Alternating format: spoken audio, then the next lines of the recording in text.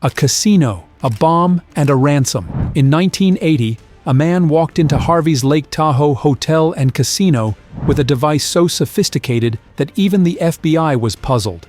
It was not just a bomb.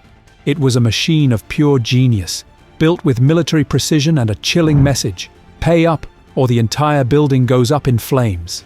What happened next was a battle of wits between the mastermind and the authorities. And a twist no one saw coming. This is the story of the most genius bomb heist in history.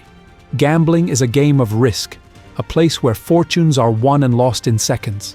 But what if someone, instead of taking a chance at the blackjack table, forced the casino to hand over millions? With a bomb? This is not a Hollywood movie. It happened. And it was not just any bomb. It was a terrifyingly complex, impossible to disarm explosive device. A man, deep in debt, decided to take revenge on the casino that took his money. He planned to build a machine of destruction so sophisticated that even the FBI had no idea how to handle it. A battle of wits followed between law enforcement and a criminal who thought he had built the perfect crime. But like all great heists, one mistake would bring everything crashing down. This is the Harvey's casino bombing, the most genius bomb heist in history. It was August 26, 1980, a regular morning at Harvey's Resort Hotel and Casino in State Line, Nevada. The night shift was winding down. A few gamblers were still at the slot machines, hoping for one last lucky win before heading to bed. Then, at 5:30 a.m., a casino employee noticed something strange on the second floor. A massive steel box sat in a storage area, looking completely out of place. It was not furniture. It was not a slot machine. It was something different. A security supervisor was called in. On top of the box was a neatly placed envelope with a typewritten note. He opened it. His heart stopped. This was a bomb, and not just any bomb. This one was unlike anything law enforcement had ever seen. The note gave a chilling warning. Do not move or tilt this bomb. The slightest movement will cause an explosion. Do not attempt to disarm it. Not even the creator can do that. The entire building was put on lockdown. Casino guests were forced out of their rooms. Some ran out in their bathrobes, still half asleep. Police overran the building, surrounding it with barricades. Inside, the FBI and bomb experts examined the device. What they saw left them speechless. This was no ordinary explosive. The machine, as the bomber called it, was built with military-level precision. It weighed over 1,000 pounds. It had 8 different ways it could detonate. It was so sensitive that even a tiny vibration could set it off. X-rays revealed a chilling sight: 2 stacked steel boxes filled with dynamite. Even if they somehow got past the motion sensor. The bomb had a timer, and once that timer hit 0, Harvey's casino would be nothing but rubble. But that was not all. The note demanded a ransom: $3 million. If the casino owners wanted their building and their lives to be spared, they had to pay.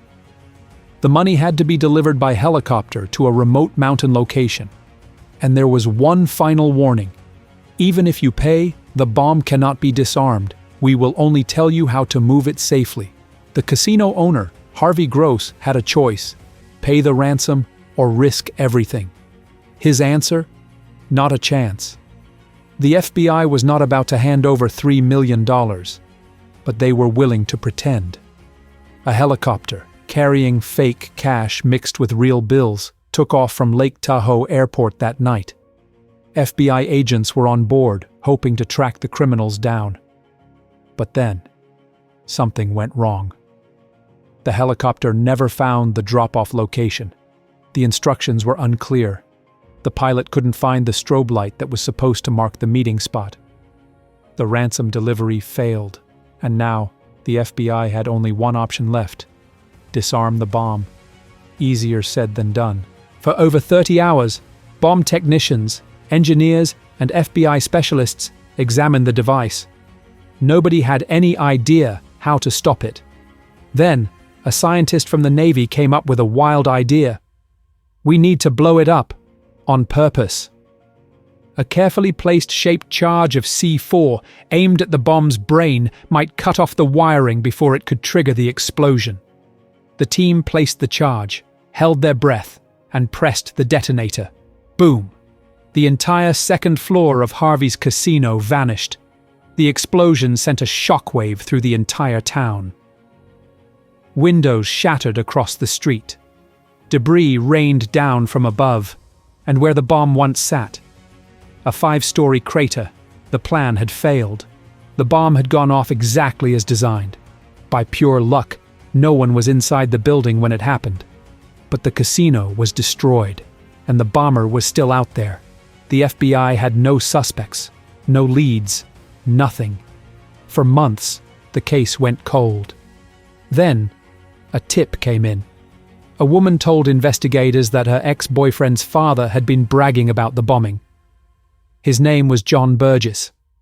A Hungarian immigrant, Burgess was once a self-made millionaire. He owned a successful business, a winery, and even an airplane. But he had a gambling addiction. And where did he lose most of his money? Harvey's casino. Over $750,000 gone. In rage and desperation, he decided to get it back by force. The FBI arrested him and his accomplices, and in a shocking betrayal, his own sons turned against him. They testified in court in exchange for immunity. In 1982, Burgess was sentenced to life in prison. He died behind bars in 1996. Harvey's casino, rebuilt. The FBI built a mock-up of the bomb to train future agents, calling it the most complex IED they had ever seen. To this day, experts still aren't sure if there was any way to safely disarm it. But one thing is clear. If John Burgess had gotten his money that night, he may have gotten away with it. And that is why the Harvey's casino bombing remains one of the most genius yet failed heists in history. What do you think? Was John Burgess a criminal mastermind?